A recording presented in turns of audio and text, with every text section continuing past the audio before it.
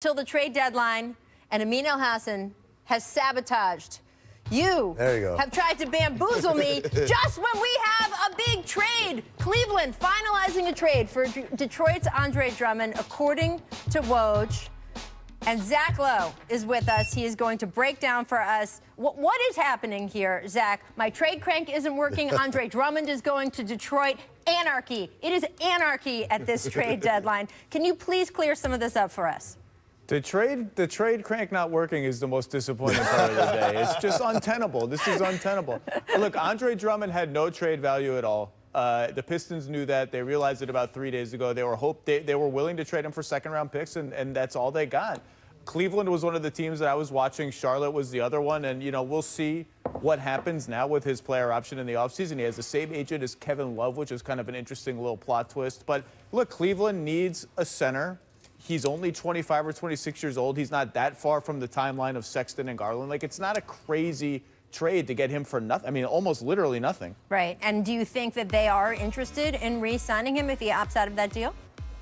I think so. I don't know why. I mean, I guess you trade for him at this price no matter what, but I would assume, yeah, they do have an interest in re-signing him. I haven't checked in quite yet, but I would assume you don't make this trade if you don't have at least some interest in re-signing him. It is a lot of money, as our panel pointed out in the last segment, to tie up if you can't get rid of that Kevin Love contract, and so far no one has wanted to take that on, especially since it ties up 2021 money, and then re-signing Andre Drummond. What direction would that put Cleveland in?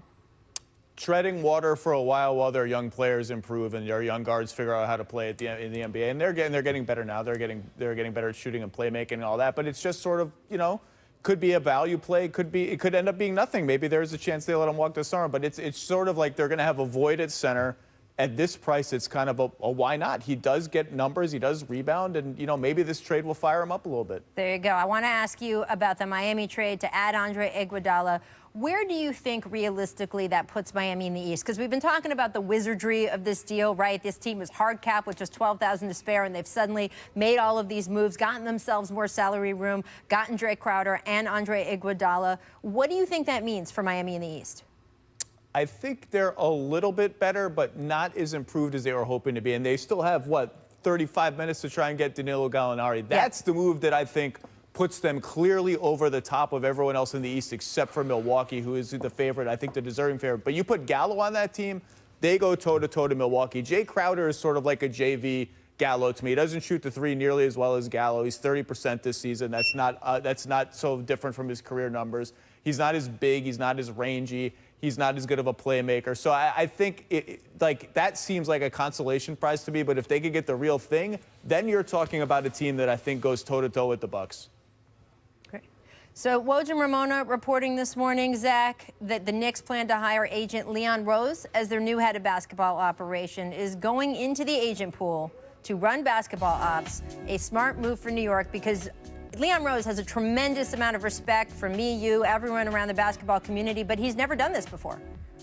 No, and there's a track record of guys coming from the agent pool and being successful. Now, most of them don't go right into the top job, and most of them don't go right into the top job of an organization that's been completely dysfunctional for a long time now. But he has a lot of connections there, and I think it does reflect, like, they didn't have time to wait around for some of their more preferred candidates, whether it's Masai Ujiri or somebody else. Whoever is going to get that job wants to make this draft pick. This is going to be another high draft pick. It might be the most valuable asset that the Knicks have, and they're going to want to hire the head coach, whoever that ends up being. So there's sort of a timeline expediency thing here. Look, we'll see. We'll see how he does. I mean, Leon is a good basketball mind. He's very well connected. You've already surely rattled off all the current stars that he represents.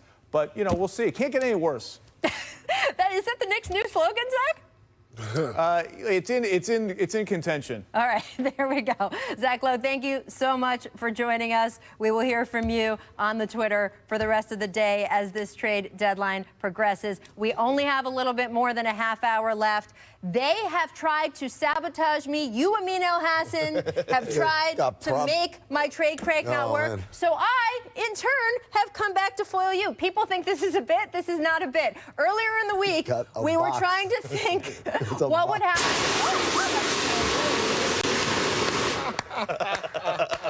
Y'all ain't funny. Because we were having some problems getting the trade crank in. So I decided, hey, just in case, as a backup, I would get this. It's cold in here, right? too. So I have this can go off a little, right, if we get a trade. And then I also this can go off if we have a trade. Oh, no, so really, even though what's coming out of this? I mean, Man, you think you have gotten the better of me? You are the one sitting here covered in confetti. I feel like Poppy Levitard and Mina Kimes need to be here when you're popping that I'm thing. just saying. And by the way, clearly this doesn't work, but my friends on the crew here still know how to make the smoke work, so we're going to work together. You cannot get me. That's all I am saying. Paul Pierce joining us back again. I want to start. Paul is not happy about this. Blame him. Man, He's the saboteur. Blame him. Rach, you gotta understand, P from Inglewood. When I hear a shot like that, I'm ducking behind cars. It's just confetti, my friend.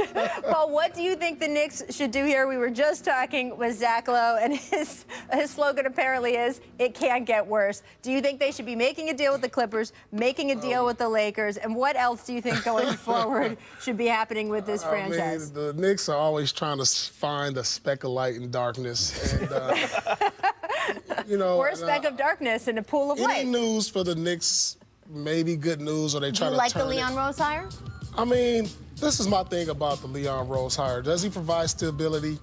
Can he influence other players? Because the last time I checked, that players don't come in free agency because of a general manager. You know, it's a players' league for a reason. You know, players come because of the influence other players have on other players. And so I don't know how positive this is going to be. We have to check the next 5 years for the Knicks and see where they're at. I mean, but like off the top, I mean, should they have waited for Masai Ujiri? You just heard Zach say, hey, they wanted someone in place who could not only work and have some authority over what was happening today. GM Scott Perry, of course, the one working the phones, but to have a say today, and then also this draft pick. I just don't think there was a rush for it because right now they're going to play out the season, get back to the lottery, and then, you know, the next thing up for them is the draft.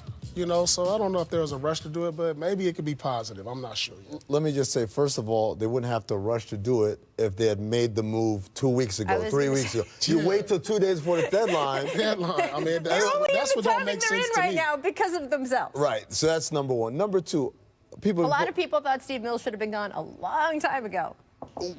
My thing is, how are you not confident in him yesterday, but you were confident in him a week ago or 2 weeks ago, whatever? When did that confidence erode so quickly, right?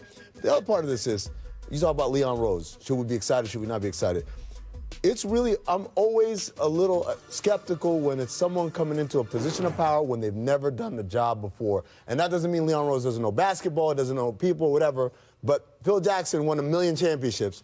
But he came into a role he had never done before and had to learn on the job. In that team, particularly. And so people point to Pelinka and Bob Myers. Both of those guys came in not as the number one guy. They had time to learn and figure out the lay of the land and then step into their own. To me, if you're going to hire someone like that, it's got to be a bigger term plan than, hey, we have a deadline at 3 o'clock East. 3 o'clock East, can you come do this right now? You know? The one thing he does know as an agent, he understands the collective bargaining agreement. That's for sure. I mean, so that's an advantage in bringing in a former coach or a former player. You know, there's rules and regulations to putting together trades and making these deals, and he has a good understanding of that. To me, that's why you get, if you're going to hire someone, you got to go sun, moon, and stars from a side. Now, maybe they weren't going to make him available for anything because it's not like Toronto's poor, right? MLSE that owns the Raptors, Larry Tannenbaum, they've got a lot of money too, and they're not intimidated by Jim Dolan or the Garden.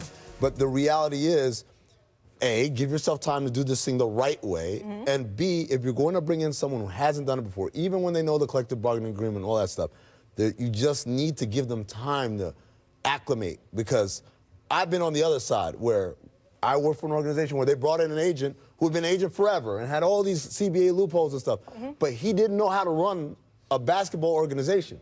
And all of that stuff was brand new to him. And to make matters worse, the people he brought in with him were also brand new to this whole thing. You got to run a scouting department. You got to run a video department. And there's a lot of little things that are just like in most organizations where you got someone who's been in a front office, it's just, it runs like that. And maybe he'll be great. Maybe he'll be great. But there's a learning curve. It can't get no worse. That's true. Again, apparently, He's got a We point. have a new slogan for the Knicks, birthed by Zach Lowe and Paul Pierce. There you go. All right, we have another small trade to announce. Mylan on our crew tells me that this might work now despite your best efforts. Come on. What you got, Mylan? Mylan, my man. I'm going to holler at you. There you go. I'm going to holler at you. Woj tweeting, Minnesota has joined the Miami-Memphis deal. This is interesting. Whoa. Gonna trade Gorgie Dang for James Johnson, league sources telling ESPN. This helps save salary. Bobby Marks says that puts Minnesota just $1.1 million above the tax. That means that at least I get to put on my little trade siren, right? You need to put this on top of your car. Right? As you drive in there. That's like Beverly Hills Cop, right? It's like Axl Rose and...